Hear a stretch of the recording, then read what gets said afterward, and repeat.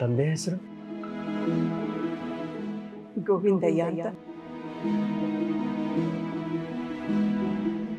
ನನಗೊಬ್ಬ ಅಣ್ಣ ಇದ್ದಾನೆ, ಅವನ ಹೆಸರು ನರಸಿಂಹ.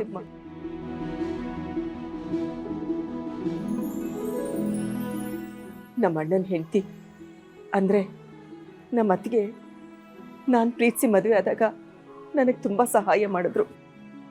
ತಾಯಿ ಸ್ಥಾನದಲ್ಲಿ ನಿಂತು ನನ್ನನ್ನು ತುಂಬ ಪ್ರೀತಿಯಿಂದ ನೋಡಿಕೊಂಡ್ರು. ಅವ್ರ ಹೆಸರು? ಲಲಿತಾ.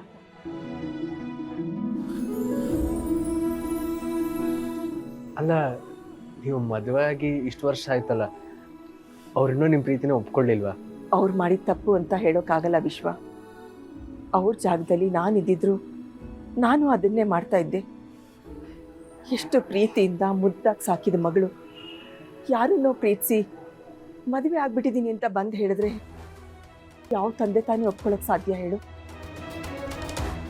ಆದರೆ ಅವ್ರಿಗೆ ಮೋಸ ಮಾಡಬೇಕು ಅಂತ ನಾನು ಹೀಗೆ ಮಾಡಲಿಲ್ಲ.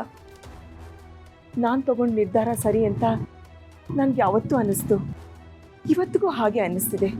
ಆದರೆ ನಾನು ಮಾಡಿದ ತಪ್ಪು ಅಂತ ನನಗಿವತ್ತವರೆಗೂ ಅನಿಸೇ ಇಲ್ಲ. ಆದರೆ ಅಪ್ಪ ಅಣ್ಣನಿಗೆ ಹಾಗೆ ಅನ್ನಿಸ್ಬೇಕು ಅಂತೇನಿಲ್ವಲ್ಲ, ಏನು ಮಾಡೋಕ್ಕಾಗತ್ತೆ? ಅತ್ತೆ, ನೀವು ಅಳಬೇಡಿ.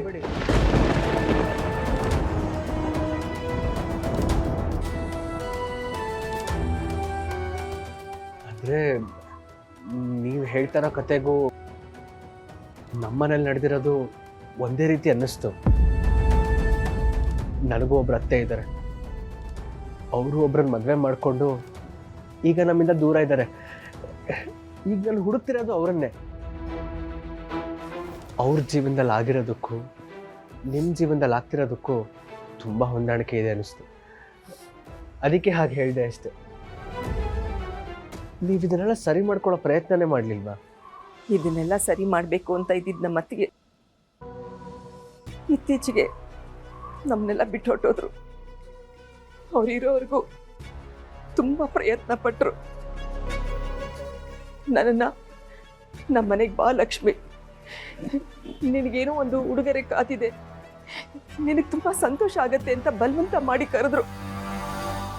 ನಿನಗೆ ನಾನು ಯಾವತ್ತೂ ಕೆಟ್ಟದ್ದು ಬಯಸಿಲ್ಲ ಲಕ್ಷ್ಮಿ. ನಿನ್ನ ಜೀವನ ಚೆನ್ನಾಗಿರ್ಬೇಕು ಅನ್ನೋದೇ ನನ್ನ ಆಸೆ. ಅದಕ್ಕೆ ನನಗೇನು ಹೇಳಬೇಕು ಅನ್ನೋದೇ ಅರ್ಥ ಆಗ್ತಾ ಇಲ್ಲ. ನಿಮ್ಮ ಪ್ರೀತಿ ಮಾತಿಂದ ನನ್ನನ್ನು ಕಟ್ಟಾಗ್ತಾ ಇದ್ದೀರಾ. ನೀನು ಹಾಗೆ ಅನ್ಕೋ, ನಿನ್ನ ಮನೆಗೆ ಬಾ, ಅದು ನಾಳೆನೆ. ನಾನು ನನ್ನ ತವ್ರ ಮನೆಗೆ ಹೋಗ್ತಿದ್ದೀನಿ ಅಂತ ಸಂತೋಷವಾಗಿ ಹೋದೆ. ಆದರೆ ನಾನು ಹೋಗಿದ್ದು ಸಾವಿನ ಮನೆಗೆ, ನಮ್ಮ ಅತ್ತಿಗೆ ಸಾವಿಗೆ.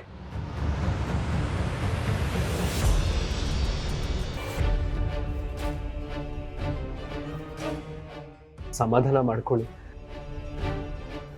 ಯಾರ ಕೈಯಲ್ಲಿ ಏನು ಮಾಡಿಸ್ಬೇಕು ಅಂದ್ಕೊಂಡಿರ್ತಾನೋ ಅದನ್ನು ಮಾಡಿಸ್ತಾನೆ. ವ್ಯಕ್ತಿ ಬದಲಾಗ್ಬೋದಷ್ಟೇ, ಆದರೆ ಯೋಚನೆಗಳಲ್ಲ. ಹೇಗೋ ನಿನ್ನ ಹತ್ರ ಎಲ್ಲ ಹೇಳ್ಕೊಂಡಿದ್ದಕ್ಕೆ ಮನಸ್ಸು ಸ್ವಲ್ಪ ಹಗುರ ಆಯಿತು. ಯಾರೋ ನಮ್ಮವ್ರ ಹತ್ರನೇ ಎಲ್ಲ ಹೇಳ್ಕೊಂಡೆ ಅನ್ನೋ ಸಮಾಧಾನ ಆಗ್ತಿದೆ. ವಿಶ್ವ, ನಾನು ಜೀವನದಲ್ಲಿ ಪಡ್ಕೊಂಡಿರೋದಕ್ಕಿಂತ ಕಳ್ಕೊಂಡಿರೋದೇ ಹೆಚ್ಚು. ಆ ದೇವರು ಯಾವಾಗ ಕಣ್ಬಿಟ್ಟು ನೋಡ್ತಾನೋ ಏನೋ. ಇಲ್ಲ, ನೀವು ಏನೇನು ಕಳ್ಕೊಂಡಿದ್ದೀರೋ ಅದೆಲ್ಲ ನಿಮಗೆ ಮತ್ತೆ ವಾಪಸ್ ಸಿಕ್ಕೇ ಸಿಗುತ್ತೆ.